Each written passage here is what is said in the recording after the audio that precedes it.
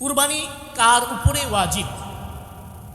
কুরবানি ওয়াজিব এমন পুরুষ এবং মহিলা, প্রাপ্তবয়স্ক, সুস্থ মস্তিষ্কের অধিকারী মুসলিম নর নারী 10 জিলহজ ফজর থেকে 12 জিলহজ সূর্য অস্ত পর্যন্ত প্রয়োজনীয়র অতিরিক্ত টাকার মালিক যেই টাকাগুলো নেশাব পরিমাণ হবে, এমন প্রত্যেক মুসলিম নরনারীর উপরে আল্লাহ পাক রব্বুল আলামিন কুরবানিকে ওয়াজিব করেছেন। বলেন না সুবহানাল্লাহ।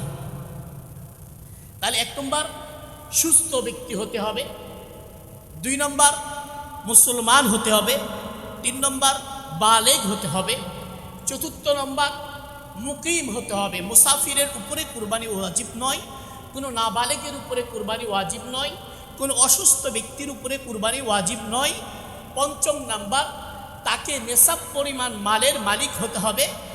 জাকাতের যেই নেশাব, কুরবানিরও সেই একই নেশাব। জাকাতের নেশাবের জন্য 1 বছর পরিপূর্ণ হতে হয়, 1 বছর চন্দ্র মাস পরিপূর্ণ হতে হয়।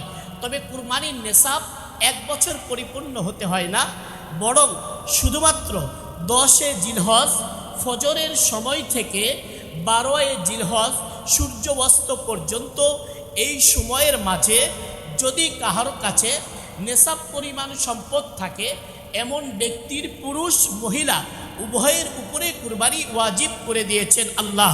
বলেন না সুবহানাল্লাহ। নেশাব পরিমাণ কাকে বলে? সম্মানিত উপস্থিতি, নেশাব বলা হয় ইসলামী শরিয়া কর্তৃক নির্ধারিত একটি পরিমাণটা হলো স্বর্ণের ক্ষেত্রে 7.5 ভরি স্বর্ণ, রূপার ক্ষেত্রে 52.5 ভরি রূপা। আর যদি সম্পদ হয়, টাকা হয়, তাহলে 52.5 ভরি রূপা পরিমাণ টাকা। যদি কোনো ব্যক্তির কাছে অতিরিক্ত টাকা না থাকে, রূপা না থাকে, শুধুমাত্র স্বর্ণ থাকে 7.5 ভরি, তাহলে তার উপরে কুরবানি ওয়াজিব হবে। 7.5 ভরির নিচে কোনো যদি স্বর্ণ থাকে, তাহলে তার উপরে কুরবানি ওয়াজিব হবে না, যতক্ষণ পর্যন্ত তার কাছে কিছু রূপা বা তার কাছে কোনো অন্য টাকা না থাকবে। যদি কারো কাছে ব্যাংকে ফিক্সড ডিপোজিটে বা কোনো না কোনো মাধ্যমে যদি কাহারও গচ্ছিত এ পরিমাণ টাকা থাকে, যে পরিমাণ টাকা 52.5 তোলা রূপার মূল্য হয়ে যায়, বর্তমান বাজারে 1.5 লক্ষ থেকে 1,85,000, এর চাইতে দামি রূপা 2 লক্ষ এবং 3 লক্ষ টাকা পর্যন্ত রয়েছে। তবে আমরা গরিবের দিকে লক্ষ্য করলে 1,85,000 থেকে 2 লক্ষ টাকার মালিক 10 জিলহজ থেকে শুরু করে 12 জিলহজ সূর্য অস্ত পর্যন্ত কোনো ব্যক্তি যদি মালিকানা হয়ে যায়, এমন ব্যক্তির উপরে আল্লাহর পক্ষ থেকে কুরবানি ওয়াজিব করা হয়েছে।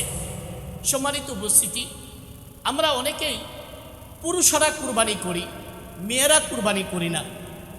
মেয়েদের ক্ষেত্রে অনেকের স্বর্ণ রয়েছে, 4 ভরি, 3 ভরি, 5 ভরি স্বর্ণ রয়েছে, সাথে কিছু রূপাও রয়েছে এবং কিছু তার জন্য ব্যাংকে অ্যাকাউন্টে কিছু টাকা রেখেছেন।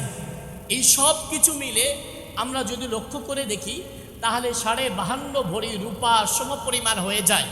তাহলে শুধুমাত্র স্বামীর কুরবানি করলেই হবে না, বরং ওই পরিবারের স্ত্রীর উপরেও আল্লাহর পক্ষ থেকে কুরবানি ওয়াজিব করা হয়েছে। এরকম ফ্যামিলি রয়েছে, যেই ফ্যামিলিতে যৌথ ফ্যামিলি, বাবা সন্তান সহ সকলেই মিলে একসঙ্গে থাকে। এখন বাবার পক্ষ থেকে শুধু কুরবানি আদায় করা হয়, কিন্তু সন্তানও উপার্জন করে, আরেক সন্তানও উপার্জন করে, সবাই উপার্জন করে বাবাকে দেয়। যদি সন্তানেরা পৃথকভাবে 52.5 ভরি রূপা পরিমাণ সম্পদের মালিক হয়ে থাকে, তাহলে ওই যৌথ পরিবারের ওই সন্তানদের উপরেও আল্লাহর পক্ষ থেকে কুরবানি ওয়াজিব করা হয়েছে।